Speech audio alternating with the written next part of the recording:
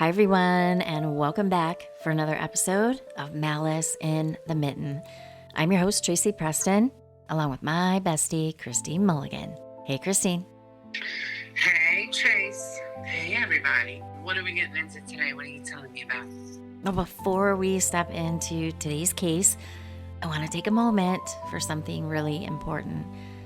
This episode was suggested by one of our listeners, Becky Vander Meulen. Becky reached out to us with the name Kathryn Darling, a young Michigan woman whose story sat unresolved for decades. And Becky, I want you to know that we do not take this lightly. When listeners bring us a case, especially one that has stayed with them, it means something. It means this person's name is still being carried. It means someone out there still remembers that there was a life here, not just a crime. So Becky, from all of us at Malice in the Mitten, thank you for trusting us with Kathryn's story. Yeah, absolutely. Thank you, Becky. And I do really love that when someone suggests the case, it almost always means that story didn't leave them for one reason or another. And it is absolutely worth it to get it in someone else's ear so it can stay with them and hopefully something develops. Exactly. And that's why we're going to handle this carefully. We're going to double check the record, talk about what we know, be clear about what sources disagree on, and keep the focus where it belongs. On Kathryn, on Diane Holloway, and on the families who waited far too long for answers. With our listeners sending us cases, that means there's usually a reason it stayed with them as well. That's right. And that's one of the things I never take lightly. When someone says, there's a story I think you should look at, what they're really saying is, someone mattered. Someone's name should still be spoken. Someone's life should not be reduced to a headline or case number or paragraph in an old article. Yeah, and with a case from 1976, I imagine there are going to be a lot of details that are hard to verify. There are, and we're going to be very clear about that. This case appears in sources under more than one spelling. Some sources call her Kathryn Darling with a C. Others call her Kathryn Darling or Kathy Darling with a K. For this episode, we're going to refer to her as Kathy with a K Darling, while acknowledging that spelling variation, because accuracy matters, names matter, and if records disagree, we don't pretend they don't. Just the C and the K difference alone already kind of tells you that this one sat in the dark for a long time. Sure did. 4 decades. And Christine, this case is not only about one young woman killed in Grand Rapids in 1976. It's about what happens when one name sits inside 2 separate murder files, years apart, and no one has the tools yet to see the pattern. 2 separate murder files? Mm-hmm. Okay, I'm interested. Mm-hmm. What's this about? It's about a young pregnant mother. Another pregnant woman murdered 3 years later. A man who was interviewed, who passed through the system, who moved away, and who lived free for decades. And it's about the cold case team that finally pulled those old files into the same room and realized the same shadow had been standing in both of them. All right, well, before we get too far, content warning. This episode discusses murder, sexual violence, pregnancy, domestic abuse, child endangerment, and violence against women and children. We will not use graphic detail for shock value. The facts of this case are deeply disturbing. Please take care while listening. Grand Rapids in 1976 was a city holding two versions of itself at once. There was the everyday city, the working city, the city of apartment buildings, neighborhood streets, grocery trips, phone calls, young families trying to make rent, trying to build something stable, trying to make life feel ordinary. And then there was the other city, the one that existed after the door closed.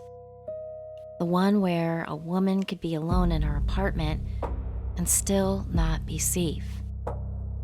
The one where danger did not always come from a stranger in an alley or a face you would know to fear. Sometimes danger had a name people recognized. Sometimes danger had already been spoken to. Sometimes danger was close enough to be overlooked.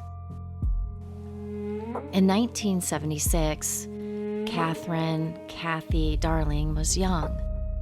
According to later episode descriptions of the case, she was just 17 years old. She was pregnant. She was already the mother of a 15-month-old baby. She was at the beginning of her life in the most literal sense. A young woman carrying one child, raising another, and living inside a future that should have continued. But in Grand Rapids, that future stopped. Kathy was found dead in her apartment. Her baby had been in the same room. And there are some details in true crime that you don't need to dress up. You do not need to sharpen them. You do not need to make them more dramatic than they are. A baby in the room with a murdered mother is already unbearable. It's absolutely horrifying imagery.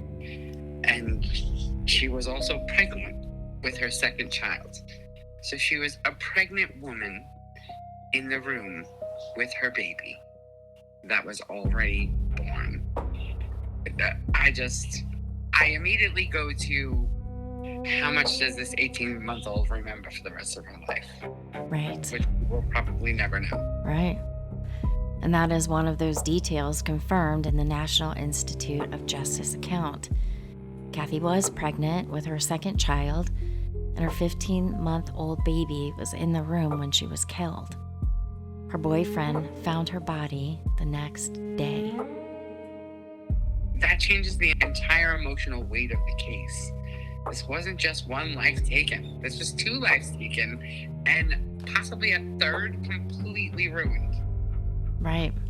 It was a mother, a child left without her, an unborn baby who never got the chance to be born, a family forced into a kind of grief most people cannot even imagine.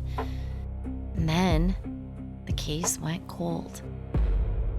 Not because no one cared, not because the original investigators did nothing, but because policing in 1976 was not policing in 2010. There were no modern DNA databases, no shared digital systems that could instantly compare names across case files. No easy way to see that a person mentioned in one investigation had also surfaced in another. Now, back then, a case file was paper. A lead was a note. A name could sit in a folder and stay there. And that is part of why Kathy's story remained unresolved for so long. Now, the name that would eventually matter was Russell Vane. But in 1976, he did not become the answer. He was interviewed. He was known to the investigation. But according to the later cold case account, he passed a polygraph test and fell off the radar. And that right there is one of those things we have to sit with. Because people love to think justice fails only when no one is looking. But sometimes justice fails while people are looking directly at the right person without enough evidence, without enough tools, without enough connection between the facts to hold him there. No, he was already known to them and he was already in the file. Yes, he was. And not only in Kathy's file, but no one knew the full meaning of that yet. 3 years later, in 1979, another young pregnant woman in Grand Rapids would be murdered. And her name was Diane Holloway. And for decades, her case and Kathy's case would sit like two separate tragedies. Two separate women. Two separate investigations.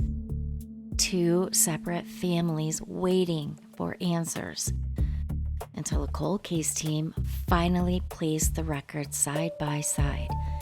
And when they did, one name appeared in both shadows: Russell Vane.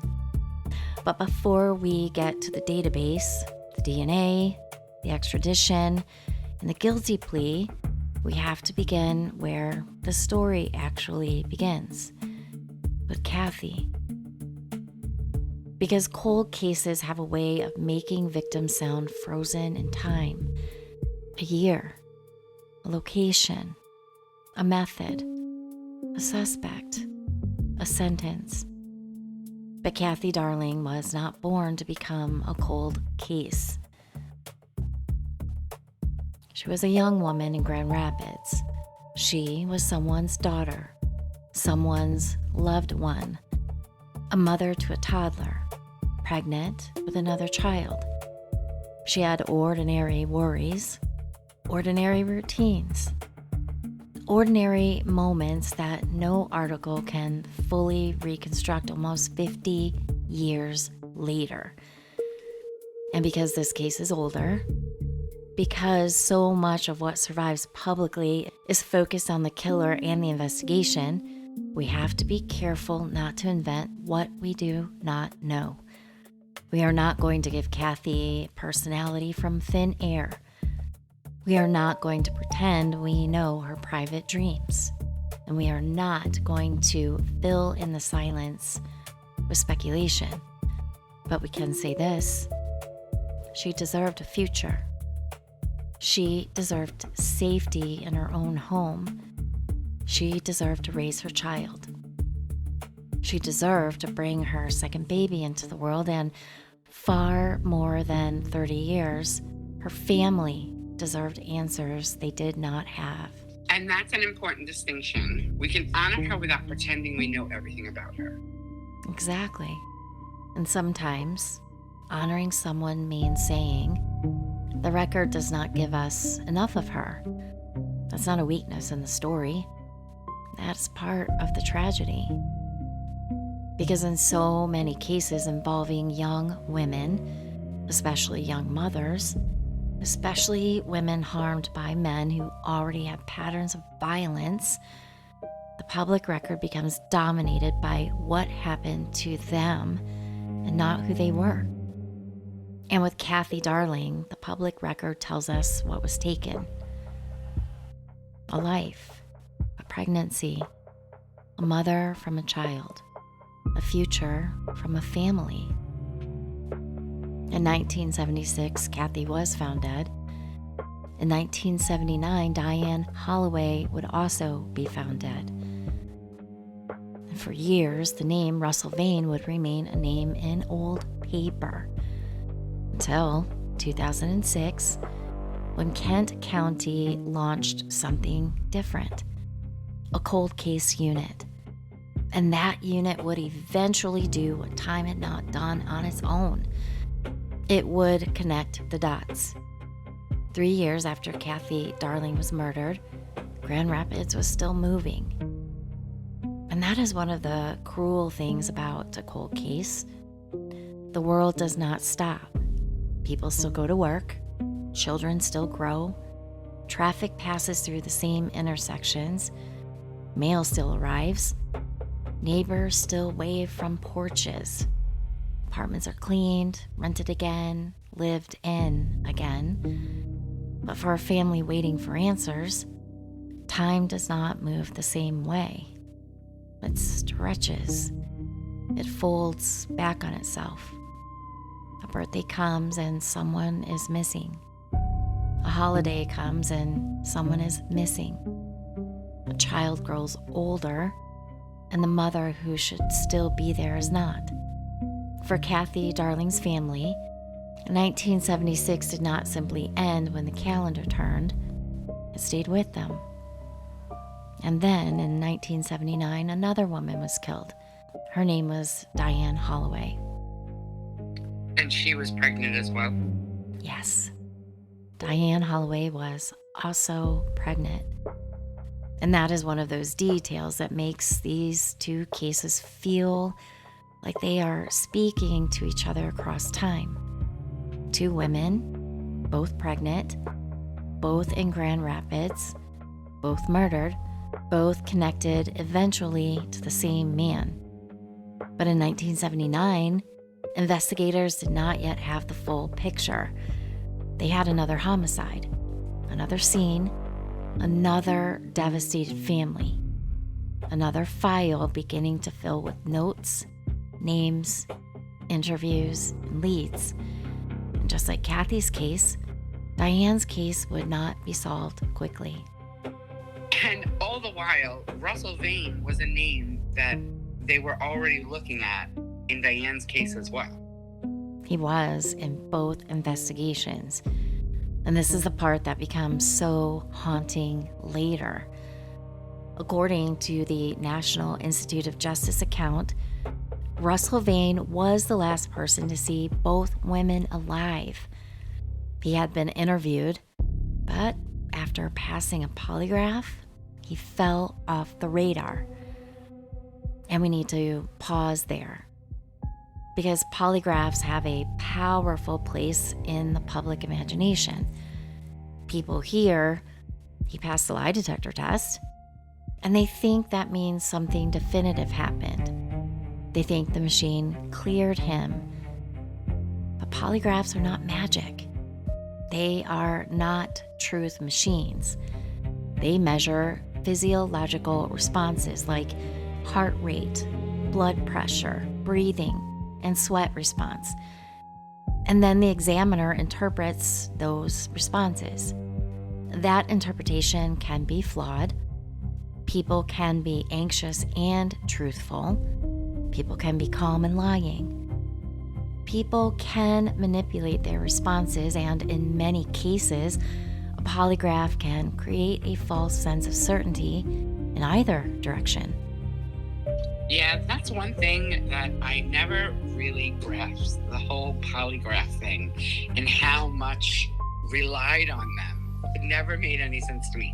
It's that and eyewitness accounts, because everyone's perspective is the same thing. So eyewitness accounts to me were always insane how much weight that they held. Same thing with polygraphs. Passing one literally made investigators look away. That boggles my mind, because especially being a nurse and, going into the psych world a little bit, if you're a sociopath, none of that is going to faze you at all. Right. So investigators just looked away. That's bonkers to me. Bonkers. Right. Well, it's also 1979. Yeah, I guess. Yeah. Right. I have a thing with that. I know. It's just bonkers. I know. Now that appears to be part of what happened here. Not necessarily the only reason. We have to be careful not to oversimplify a decades-old investigation. But the later cold case account says Vane was interviewed, passed a polygraph, and fell off the radar. And Christine, that phrase "fell off the radar" is chilling, because we are not talking about someone harmless who was wrongly suspected and then quietly moved on with his life. We are talking about a man who, according to the later cold case investigation, had a much broader pattern of violence.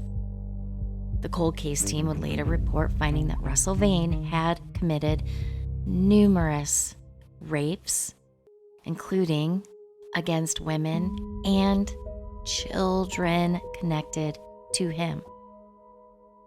The National Institute of Justice account also states investigators found 20 rapes with victims ranging in age, and this is horrifying, 4 to 30 years old.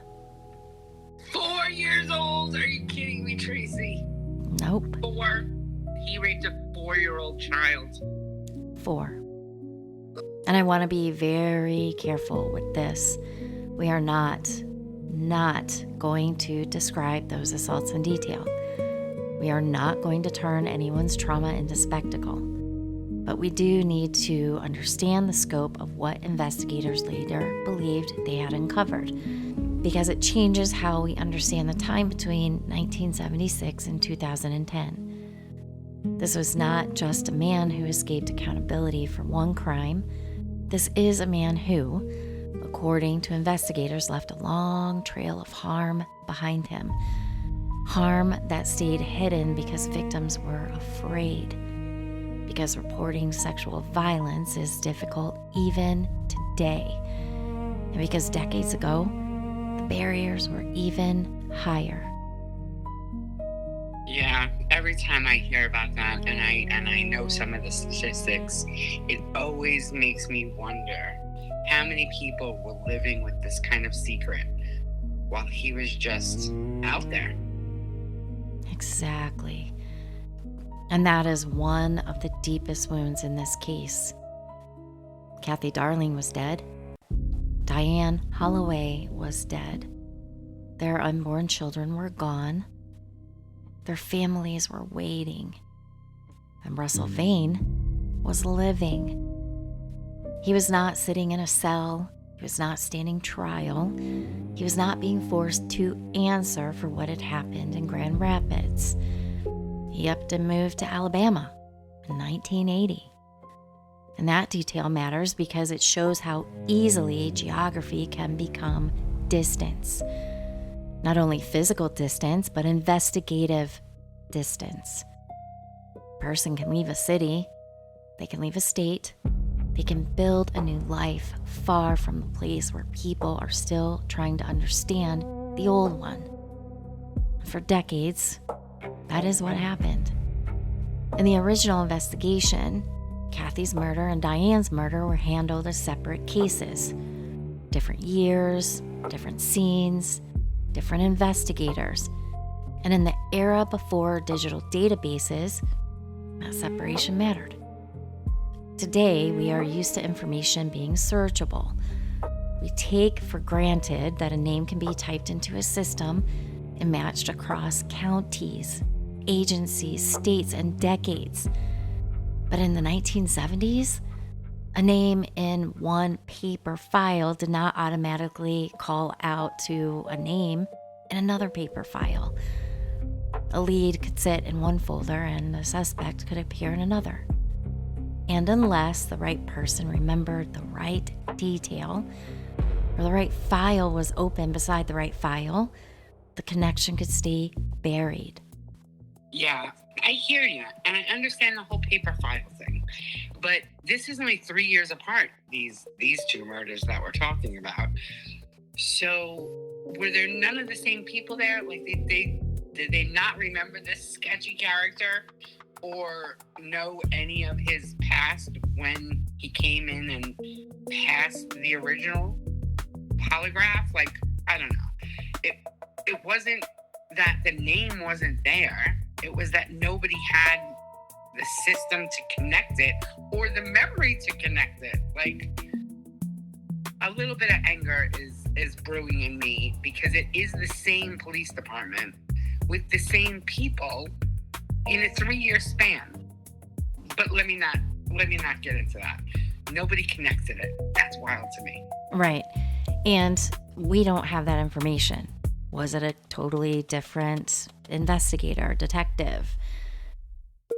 If they weren't on the first case, how would they know about this one? I mean, you would think that there's some form of debriefing in the department, but yeah, some continuity in the department over 3 years. Come on. right, it's not that big of a time span. And oopsie, Yeah. don't you think it's weird this guy's name is here again? Pregnant woman. Like, how do you forget a pregnant woman murder? Yeah, I don't know. I can't help it. I'm human. I automatically want to speculate and Monday morning quarterback. I can't. I know. And this is where the story becomes bigger than one mislead, because the cold case team later said that the Grand Rapids Police Department assigned investigators based on factors like work schedules. So the detectives assigned to Kathy's 1976 homicide were not the same detectives assigned to Diane's 1979 homicide. That is not unusual. That is how departments function. But it meant that the human memory linking those files was not guaranteed. There was no database flashing a warning, no automated alert, no neat modem system saying, "This name appears in both cases. Warning, warning." Just paper, time, and 2 families waiting. And then came 2006. Kent County Sheriff Lawrence Stelma pushed for a cold case unit. Now, according to the NIJ account, there was skepticism at first. Why take officers from current cases to work old ones? Why spend money and manpower on cases many people assumed were almost impossible to solve? But Stelma believed they were not doing enough on their own. So in 2006, the Kent County Sheriff's Department launched a cold case unit, a multi-jurisdictional team bringing together state, county, and local law enforcement. And that matters because sometimes justice does not come from one heroic moment. Sometimes it comes from structure, from funding, from cooperation, from old evidence being preserved, from people willing to sit with boxes of paper and say, "We are not done here." And that's important because most families, when they hear cold case, it sounds like a door closing. It sure does, but a cold case is not a closed case. A cold case means the case has just gone quiet. It means the obvious leads have been exhausted, or the evidence has not yet been enough, or time has made witness harder to find. But it does not mean the person stopped mattering. And in Kent County, this team was built around the idea that old cases could still speak. They just needed someone to listen differently. By 2010, the team had retired detectives working as analysts, and they began entering old case notes and leads from unsolved crimes into a database. And that sounds simple, but it was not a small task, because every old note mattered, every name mattered, every possibly connected to, or last seen with, or person interviewed mattered. The kind of detail that might have been isolated in 1976 could suddenly be compared against another file from 1979. And that is when the old paper finally started talking. Russell Vane's name appeared in both cases. He was not just a name in Kathy Darling's file and not just a name in Diane Holloway's file. He was the shared shadow between them.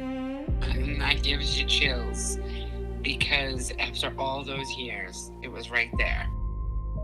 It was right there. But it took the right system, the right team, and the right moment in forensic history for that fact to become usable.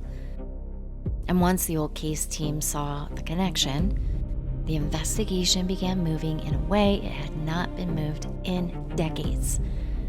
They looked at Vane's history. They looked at old evidence. They looked at the fact that he had moved to Alabama. And then they looked at something that investigators in 1976 and 1979 did not have the power to use the way investigators could in 2010.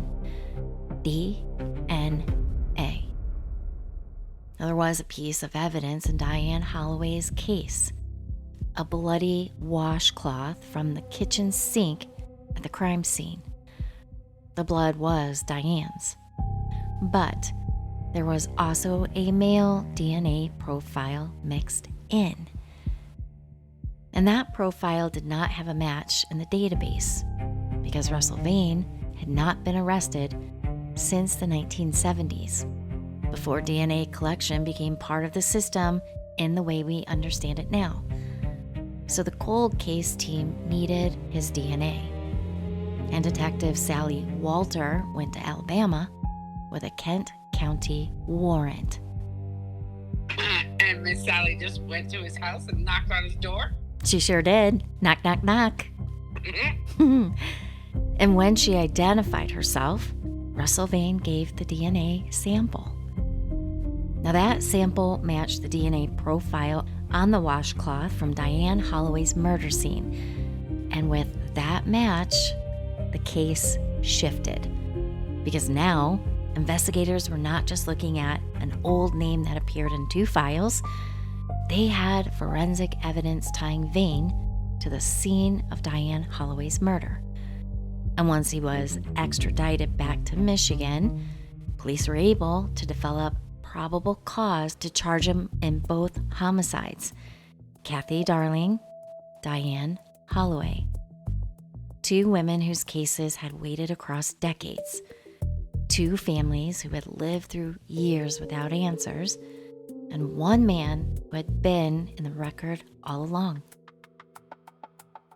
Now, what happens next is not a trial in the dramatic courtroom sense.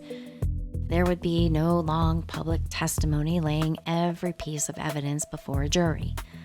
Russell Vane would plead guilty, and that plea would bring answers. But it would also leave behind the kind of silence that guilty pleas sometimes do. When someone pleads, families may be spared the trauma of a trial. Survivors may be spared the pain of testifying. But the public record can also remain thinner than we wish it were. There are questions that never get asked in open court. There are details that never become testimony. There are truths that remain locked inside the person who caused them. And for Kathy Darling and Diane Holloway, justice finally came, but it came late.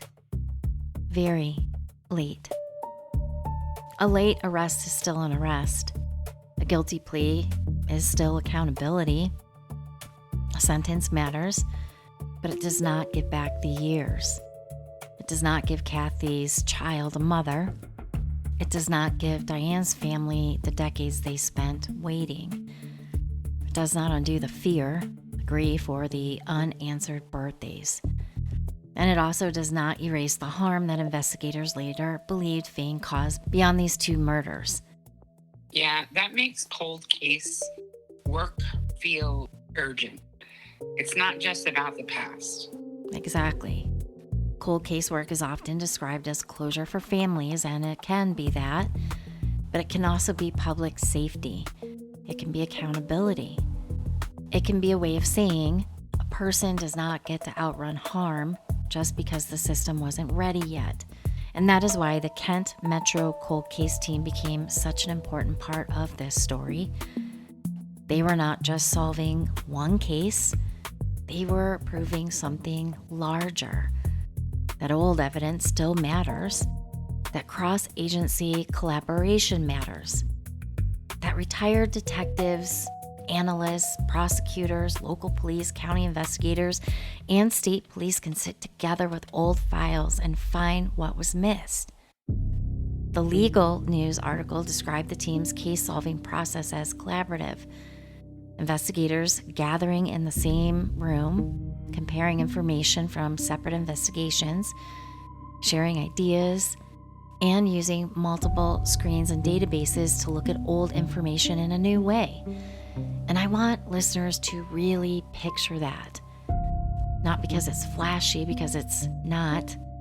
It is people in a room with records, people reading names, people asking why one file feels familiar, people refusing to let paper stay silent. There is a quote from Detective Walter in the Legal News article that gets to the heart of this work. She said that sometimes parents just want to know what happened to their loved ones, and sometimes they are happy that someone cared. And that line matters because that is what so many cold cases come down to. Someone cared. Not perfectly, not soon enough, not in time to save Kathy or Diane. But eventually, someone opened the file again. Someone typed the names, made the connection, got the warrant, drove to Alabama, waited for the lab result, and someone brought the case back into the light. And for families, even if it comes late, it means that their loved one was not forgotten. And that is where we have to hold two truths at the same time. Justice came, but it came after more than 30 years.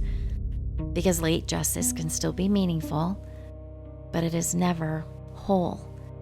It's never complete. It is never the same as prevention. For Kathy Darling, accountability did not come in 1976. And for Diane Holloway, accountability did not come in 1979. It came decades later, after science evolved, after agencies cooperated, after old evidence was re-examined, and after the right people looked at both files long enough to see the same name staring back: Russell Vane. And once that name was connected to evidence, once Vane was back in Michigan, the next question was not only whether he could be charged, it was what kind of justice the families would actually receive. Grief does not end because a judge speaks. It changes shape. Maybe the nightmares become different. Maybe the anger has somewhere to land. Maybe the questions narrow. But Kathy's child still grew up without her mother. Diane Holloway's family still lost Diane and her unborn baby. Kathy's family still lost Kathy and the future she was carrying. And there is no sentence that can restore that. I keep thinking about what Detective Walter wrote in the NIJ account, that if the cold case team had not investigated, the cases would not have been connected and likely would have remained unsolved.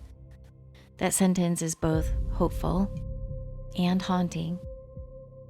Hopeful because it shows what can happen when agencies work together. Haunting because it means the truth was not inevitable. It took a sheriff pushing a cold case unit. It took a multi-jurisdictional team. It took retired detectives working as analysts, old notes being entered into a database, and it took someone noticing that Russell Vane's name appeared in both files. It took a preserved piece of evidence from Diane Holloway's case. It took a DNA sample in Alabama, and it took the willingness to go back. And if any of those pieces had not happened, Kathy Darling and Diane Holloway may still be listed among the unsolved. And that's the scary part, because how many cases are still sitting there waiting for that same kind of attention? That is a question. And it is one of the reasons cold case units matter so much, because every unsolved case is not only a file, it is a family living with absence, a community living with uncertainty. It is evidence that may or may not have been preserved. Witnesses aging, memory fading, a suspect sometimes getting older too. And in cases involving sexual violence, there is another layer. There may be survivors who never get reported, survivors who are not believed, survivors who stayed silent because they were afraid, and survivors who carry trauma alone while the person who harmed them continued living freely. In Vane's case, the NIJ account says the cold case team found he had committed numerous rapes with victims ranging from age 4 to 30, Detective Walter wrote that many victims were too terrified to go to police, and she described him as one of the most dangerous men they had ever come across. Now, we are not going to linger on those details, but we are not going to erase them either. Because when a person commits harm over and over, the system does not stop him, and the system does not stop him. The impact spreads far beyond the names in the homicide files. It reaches into homes and families and childhoods and marriages, into entire lives that people have to rebuild around the trauma they never asked to carry. And when we talk about accountability, we are not only talking about prison. We are talking about recognition. Recognition that what happened was real. Recognition that victims were not responsible for his violence. Recognition that fear can silence people, especially when the person causing harm has power, access, or control. And recognition that delayed justice is not the same as no justice, but it is also not the same as timely protection. And that is a hard balance, because we want to honor the cold case team, but we also have to be honest that the delay had consequences. Both things can be true. The cold case did extraordinary work, and the delay cost people. That is not a contradiction. That is the reality of this case. For Kathy Darling's family, the guilty plea meant the state finally had an answer.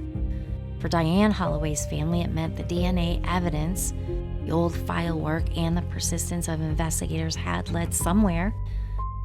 For surviving victims connected to Vane's broader pattern of violence, it may have meant something else too.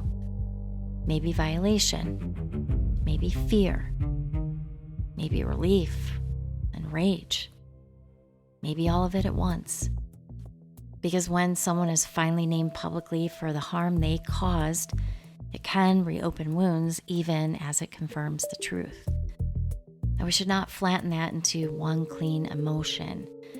There is no single correct way for a family to feel when justice comes late. They can be grateful and furious, relieved and devastated, validated and still brokenhearted. All of it can exist in the same room. And that brings us back to Kathy. Because even in an episode where the investigation expands into another murder, another victim, cold case unit, DNA, Alabama, plea negotiations, and sentencing, we cannot let Kathy disappear inside the machinery of the case. She was not the first chapter in Russell Vane's story. She was Kathy Darling, a young woman, a mother, pregnant with her second child, killed in her own home, her baby nearby. For more than 30 years, her case waited. And that detail about her baby being there, I don't think listeners will forget that any more than I am forgetting that. That the baby was there while it all happened. I know, I cannot think of a better word other than a total fucking monster. Yeah. Kathy Darling still mattered. Diane Holloway still mattered. Their unborn children mattered, and their families mattered. And the survivors connected to Vane's wider pattern of violence mattered too. A killer does not always look like a killer. The sentence can sound simple, almost cliche, but it is not, because most dangerous people are not walking around announcing danger. They can be familiar, charming, someone's neighbor, someone's co-worker, relative, someone who knows how to perform normalcy just well enough to stay close. And that is part of why cases like this matter beyond the crime itself. They remind us that instinct matters, patterns matter, fear matters. If someone makes you uncomfortable, you do not owe them politeness over your own safety. If someone pushes boundaries, pay attention. If someone's story changes, pay attention. If someone around you seems afraid of a person everyone else thinks is harmless, pay attention. Not because every uncomfortable person is dangerous, because they are not, but because too many victims are taught to override their own alarm bells in order to keep the peace. And peace at the expense of safety is not peace, it is silence. And that really is a hard thing, especially for women. We're taught to be nice first and safe second. And that has to change. For Kathy Darling's family, for Diane Holloway's family, and for every survivor whose pain sits behind this case, we hope accountability brought something. Not everything. Never everything. But something. A name. A conviction. A sentence. A confirmation that the truth had not vanished. And for the rest of us, we carry the lesson forward. Do not ignore patterns. Do not dismiss fear. Do not assume someone is safe because they seem familiar. Do not let old cases gather dust when evidence may still speak. And do not let a victim's name become quieter just because time has passed. If today's episode brought up something personal for you, especially around violence, sexual assault, domestic abuse, or fear for your own safety, please reach out to someone you trust. You can contact the National Domestic Violence Hotline at 1-800-799-7233 or visit thehotline.org. If you are in immediate danger, call 911. You deserve safety. You deserve to be believed. And you deserve help before a situation becomes a tragedy. Kathy Darling's case sat in the dark for more than 30 years, but the dark did not erase her. It only covered the paper. And one day, someone opened the file again. Someone read the name. Someone saw the pattern. And the truth, patient, buried, waiting, finally stepped out of the shadows. I'm Tracy Preston. And I'm Christine Mulligan. And this is Malice in the Mitten, where the story matters, but the truth matters more. So thank you, everyone. And if you're listening on Apple Podcasts, hit those 5 shining stars and leave us a positive review. And we will see you all back on Wednesday for Round Robin. Have a great week, everyone. Bye. Bye.